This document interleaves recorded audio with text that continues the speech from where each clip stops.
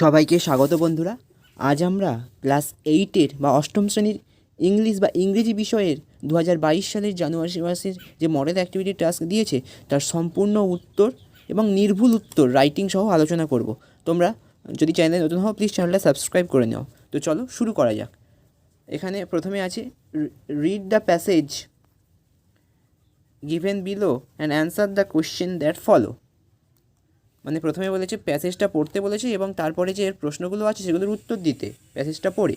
প্রথমে আছে tick the correct answer মানে এমসিকিউ, তারপরে আছে সত্য মিথ্যা, আর তারপরে আছে স্তম্ভ মেলাও। তো চলো প্রথমে শুরু করা যাক। প্রথমে প্যাসেজটা পড়ে নেওয়া হবে, তারপর এর উত্তরগুলো করা হবে নিজেরাই, তোমরাও করতে পারবে। দেখো, now the boy whose name was John had always obeyed his mother. মানে এখন যার নাম জন সে সবসময় তার মায়ের কথা মেনে চলে।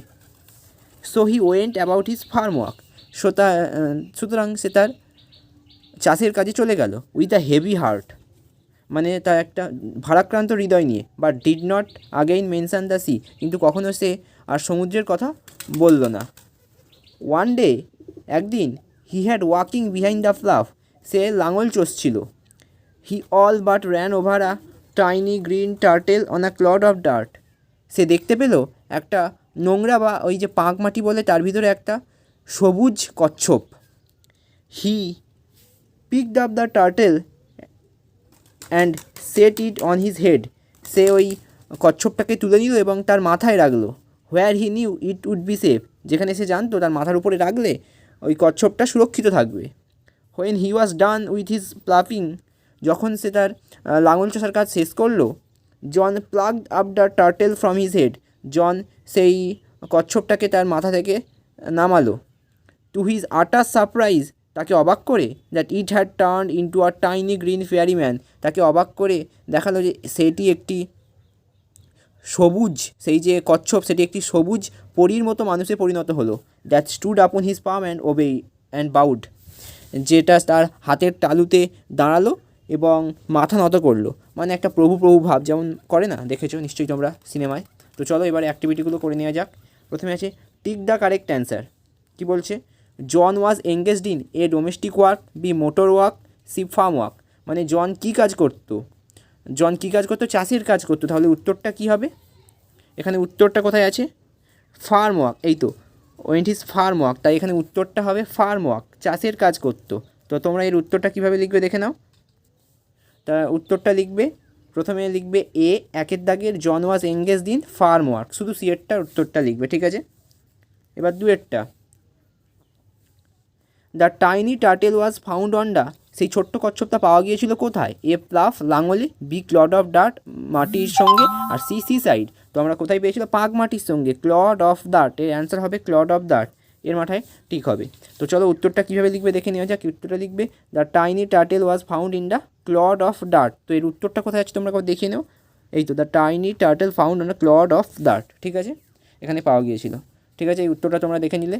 এবার বিয়ের দাগের, রাইট টি ফর ট্রু, সত্যর জন্য টি লেখো, এফ ফর ফলস, মিথ্যার জন্য এফ লেখো, ইন দ্য গিভেন বক্সেস, এই বক্সগুলোয়।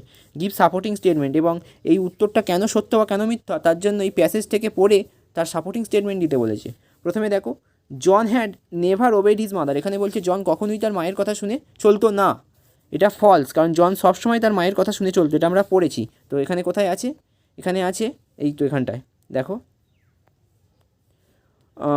জন had always obeyed his mother, এখানে লেখো John had always obeyed his mother. তো তাই আমরা সেটাই এখানে সাপোর্টিং স্টেটমেন্টটা লিখবো এইভাবে। দেখো অ্যাকর্ডটা এখানে ফলস লিখবে, এফ লিখবে, তারপর লিখবে John had always obeyed his mother, এখানেই আছে John had always obeyed his mother, ঠিক আছে? এবার বিয়েরটা দেখো কী বলছে, the little turtle that John found was green in colour, John যে কচ্ছপটা পেয়েছিল তার কালার সবুজ ছিল। হ্যাঁ, এখানেই আছে, তার কালারটা সবুজ ছিল, তাই এটা হবে সত্য বা ট্রু।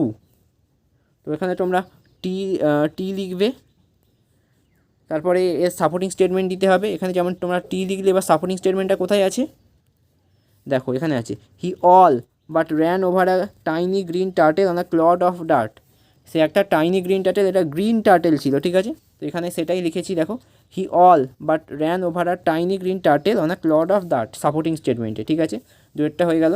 এবার তিনেরটা কী বলছে দেখো, the little turtle converted into a beautiful mermaid. এখানে বলছে যে ওই ছোট্ট যে কচ্ছপটা সেটা একটা মৎস্যকন্যায় পরিণত হয়েছিল। না, এটা মিথ্যা, কারণ সেটা একটা পরীতে পরিণত হয়েছিল। মৎস্যকন্যার পরী কিন্তু আলাদা, এটা ফলস।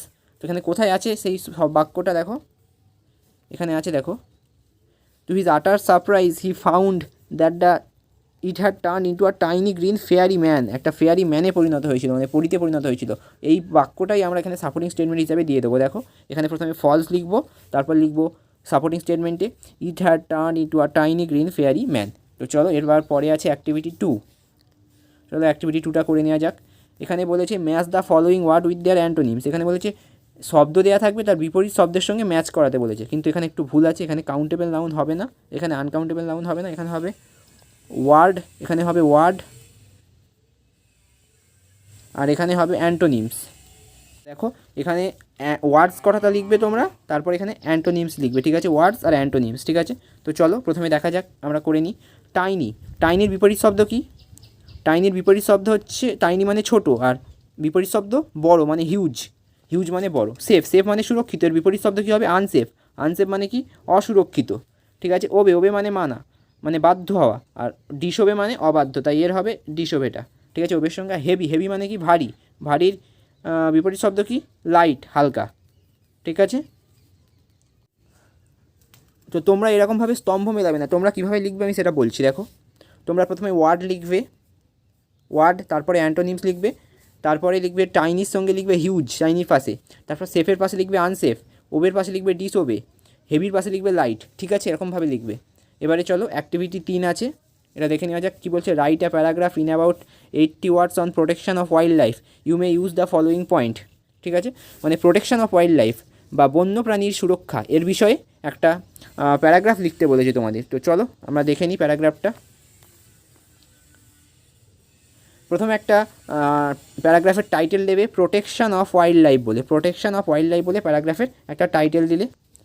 ঠিক আছে, এবার চলো শুরু করা যাক, মানে বন্যপ্রাণীর সুরক্ষা। তো এবারে চলো শুরু করা যাক। কী বলছে? Wild life plays an important role in human and animal life. বন্যপ্রাণী একটা গুরুত্বপূর্ণ ভূমিকা পালন করে মানব জীবন এবং সমগ্র প্রাণী জগতের জন্য। It is our duty to save and protect ইট। এটা আমাদের কর্তব্য যে তাদের সুরক্ষা প্রদান করা। On this earth the wild life is equally important like human beings. এই পৃথিবীতে বন্যপ্রাণীও মানুষের মতো খুবই গুরুত্বপূর্ণ। বাট আনফর্চুনেটলি, কিন্তু দুর্ভাগ্যবশত, the wild life on this earth is always in danger. কিন্তু দুর্ভাগ্যবশত এই বন্যপ্রাণী সবসময়ই বিপদের মুখে সম্মুখীন হয়। As we the human being are destroying it regularly only to fulfil our personal need. কারণ তারা বিপদে পড়ে, কারণ আমরা আমাদের নিজেদের যে চাহিদা মেটানোর জন্য সবসময় তাদের বিপদে ফেলে দিই। Many animals are on the verge of extinction due to their irresponsibility of man.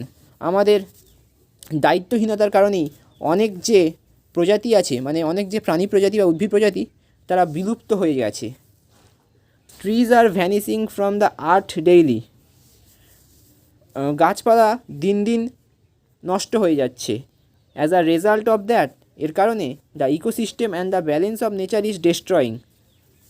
Ecosystem মানে হচ্ছে, এর ফলে ইকোসিস্টেম এবং পৃথিবীর ভারসাম্য নষ্ট হয়ে যাচ্ছে। ইন ইন্ডিয়া, ভারতে, the growth of population has caused a lot of damage to wild life. ভারতে যে এই পপুলেশন বা জনসংখ্যার বৃদ্ধি, সেটা বন্য প্রাণীর জন্য খুবই ক্ষতিকারক। Though we have wild life conservation loss in the country. যদিও আমাদের এখানে বনাঞ্চল সংরক্ষণ আইন রয়েছে, it has not reduce the destruction of wild life as expected. কিন্তু এটা কোনোভাবেই ওয়াইল্ড লাইফ যে আছে, ওয়াইল্ড লাইফ মানে হচ্ছে বন্য প্রাণী, সংরক্ষণ করতে ব্যর্থ। So we need to protect the wild life and conserve their habitat for the wellbeing of mankind. সুতরাং এই মানব জগতের বাঁচার জন্যই আমাদের এই ওয়াইল্ড লাইফ বা বনাঞ্চলকে সংরক্ষণ করতে হবে। তো এই গেল তোমাদের 8 নম্বরের যে প্রোটেকশন অফ ওয়াইল্ড লাইফ, তার উপরে একটা প্যারাগ্রাফ। যদি চ্যানেলটাকে ভালো লাগে প্লিজ সাবস্ক্রাইব করো। Thank you.